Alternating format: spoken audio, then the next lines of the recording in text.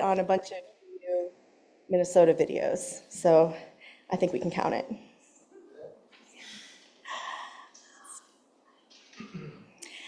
Good morning. I am here to bring tidings of joy. I want to tell you that the border must be abolished and that we are living in the days when more people than ever before know this. I am not here to persuade you. I'm here to convince you. I want to share my conviction that as a free-thinking religious community, we have a special responsibility to be fearless and clear in our values, and that we are living in a time where the vision of a world is more important than ever. Content warning, I'm going to use the S word today, soul. As you use, I think we spend a lot of time in our own heads. We want details and facts and reasoned arguments, and those are important. But I submit that the most important decisions and moments are lived and felt in our hearts and our bodies, and using the S word, in our souls. As a free-thinking church, we bring our own beliefs and ideas. We have songs and readings about listening to the voice inside, and we exhort one another to nourish our spirits and to seek the truth in love. In my experience, the voice, still and small, does not usually speak in complete sentences. If it did, that would have been great. They could have written a sermon for me. In my life, the voice of my conscience or my soul is far more likely to say yes to something I hear another person say or that I read, and sometimes it says no. I am stronger and wiser and better than I was because other people have brought me little pieces or big chunks of the truth, and I was able to learn from them. This sermon is the result of someone who brought me words I needed to hear. I have been inspired by Nate Holdren's thinking and writing on abolishing the border power. It made me think of our UU ancestors and what guided them through the darkness of those times. I'm not interested today in the statistics and the history of the border power, but how do we know when something is speaking to our soul? What does it feel like when our soul is wounded or injured or harmed? I think the voice of prophecy and truth is often very uncomfortable. It becomes harder to ignore. It takes work. The abolitionists had a piece of that truth in their soul. They had a word on their heart that they could not ignore.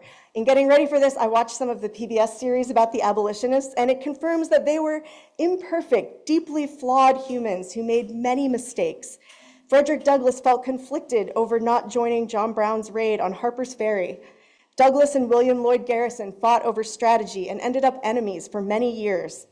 And yet, against all odds, we live in a world where those beliefs have been vindicated.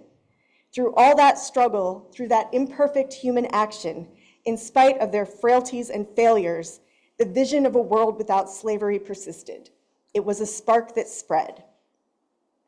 I grew up knowing that immigrants were valued members of my community. I began my career as a teacher for newcomer youth from El Salvador. I watched a generation of kids grow up in the undocumented and unafraid movement, advocating for including their families more completely in the American dream. I cried when they got DACA, thinking that it was a stepping stone to full equality. And I also watched as the most progressive president of my lifetime deported more people than ever before. I've watched as the Democrats have failed over and over again to speak up for immigrants, to change the policies in meaningful ways. And I've watched with horror as xenophobia has swept the nation, culminating in the election of Donald Trump. When my soul is speaking to me, it is often in the pain and shame of the distance between the beloved community we dream about building and the world that we live in today.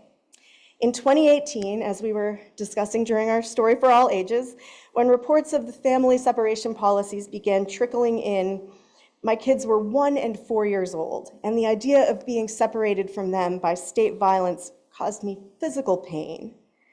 The next weekend, my family and a few other people went down to the federal building to protest and write messages in chalk. On the drive, my 3-year-old niece, Lucia, started peppering us with questions about what we were going to do when we got there, and especially how we were going to get them out. And that was when we realized that she thought we were going to physically break people out of detention. Now, first, that's awesome. I'm ready to follow her anywhere. But I also remember how painful it was to look at her face, and I think my brother was trying to explain to her that the purpose of this is raising awareness, and just the look of disgust on her face of like, are you kidding me? These are the people, the adults? I was convicted by my own conscience. I think the family separation policy is an example of a place where we can be led by our hearts and souls. You don't need a nuanced historical understanding of immigration to know that separating children from their parents is wicked. These moments can be unbearably painful, but they are clarifying. They tell us what is happening, and our soul answers before our mind. Our UU and abolitionist ancestors experienced these moments, often around similar issues. Harriet Beecher Stowe was inspired to write Uncle Tom's Cabin by the combination of losing her young child to illness and witnessing the grief of enslaved women as their children were taken. Here too, our intellect can serve our soul, communicating what we have learned. We can expand our understanding to see the connections between abolishing borders and ending the policing and incarceration that builds the same cages on both sides of those lines. If there is a spiritual force in this world, if there's a God by whatever name you call her, I believe it moves through us. When our friends from Venezuela came last year and told the story of their journey, they recalled the people who came out of their small houses when the trains passed by and threw up bags of water, snacks, anything that they had to help people survive. To me, if there is a God, that is her work. It is the work of desperate hope. My soul says yes.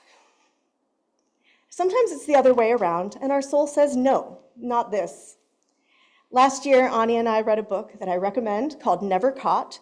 It tells the story of Anna Lee Judge, an enslaved woman who escaped from George and Martha Washington while George was the sitting US president. It's a great book because I think we spend a lot of time imagining the past to be a wildly different moral universe. But when we look at the primary documents and the choices made by Anna Lee and the people who helped her, it becomes clear that people's souls were speaking to them in the past too. One character in the story is Joseph Whipple, the tax collector of Portsmouth, New Hampshire. When President Washington figured out where Anna Lee was hiding, he asked Joseph Whipple to go and bring her back. Joe was not a remarkable person. He was not an abolitionist, but he also was not willing to go out to a house and kidnap a person against their will. He went out there, he met her, he talked to her, and he wrote a lengthy letter back to the President of the United States where he said, she should rather suffer death than return to slavery. A thirst for complete freedom has been her only motive for absconding. At the end of the day, the violence of systems like slavery and deportation is hidden from most people because it is barbaric and creates pressure to end the system itself. The last year has lifted the veil around the violence of the border. Many of us are learning that we have more courage than we thought to drive around and look for armed men who could shoot us. Some of us are finding that the worst violence in our communities is at the hands of the state. There was a point where I sat my kids down and talked through who they would call if I got arrested when we were out and what they would do next. I did not talk to them about what would happen if I was shot. We cannot go back to a world where families are torn apart more gently. Clarity is a gift.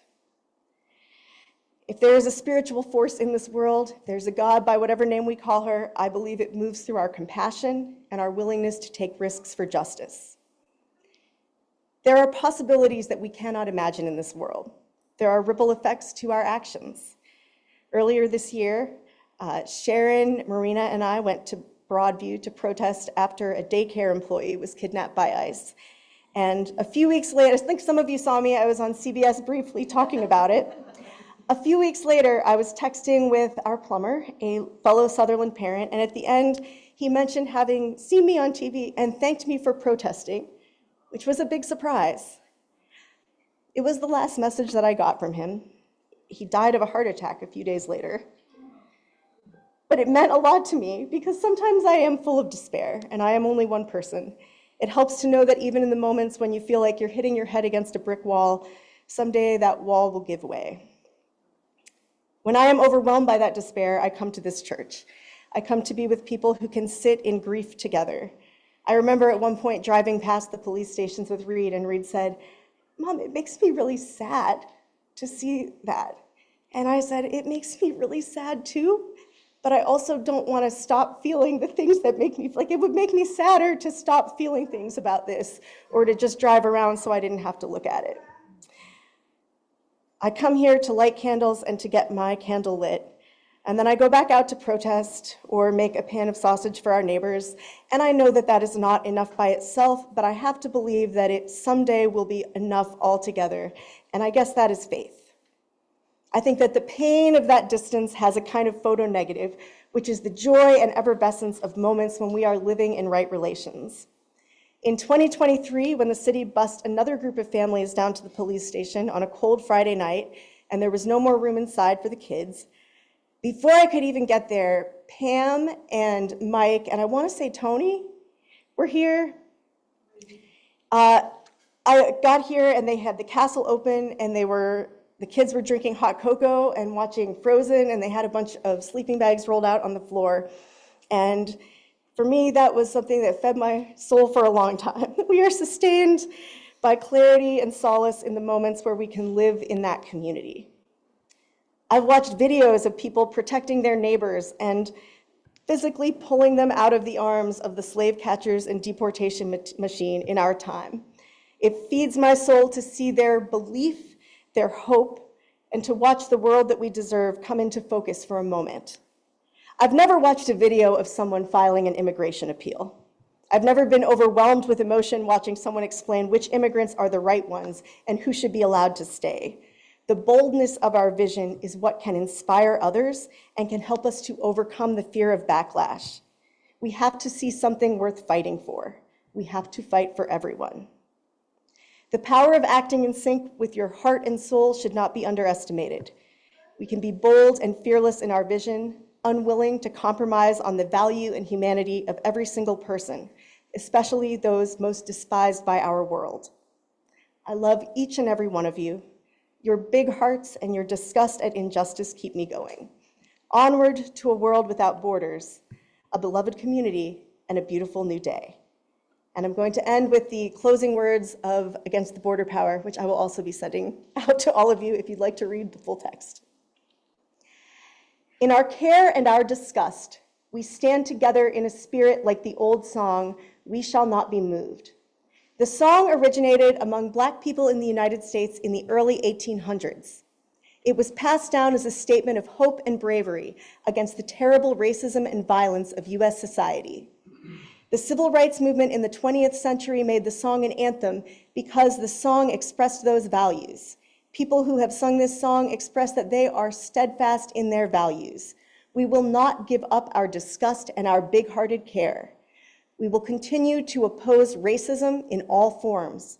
We will continue to reject the line that the slave power and the border power draw between in-groups and out-groups. In the present conflicts, more people are coming to hold beliefs like this. More people are joining us in disgust against the border power and refusing to let the border power draw limits around who we care about.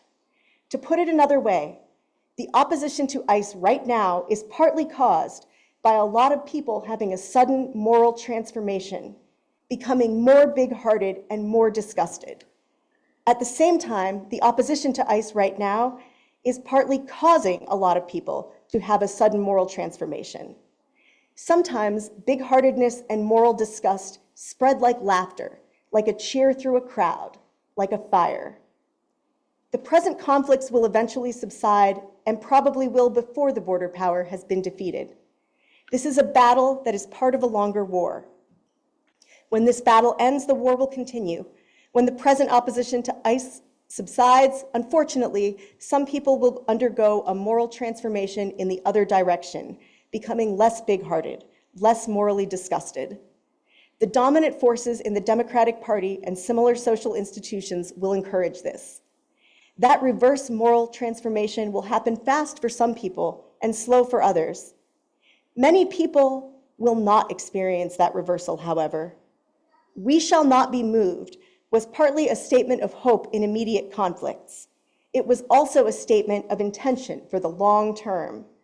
The song meant, in part, that we will not undergo a reverse moral transformation. We will remain big-hearted and, as a result, disgusted by injustice. Our hope in writing this text is that it might help a few more people hold on to their big-heartedness and disgust, and to help each other to hold on. We must all be aware that we will need to shore each other up after this battle and the next and the next.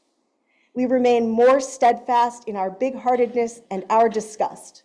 Our solidarity lasts longer when we make a conscious effort as individuals and in groups to not be moved.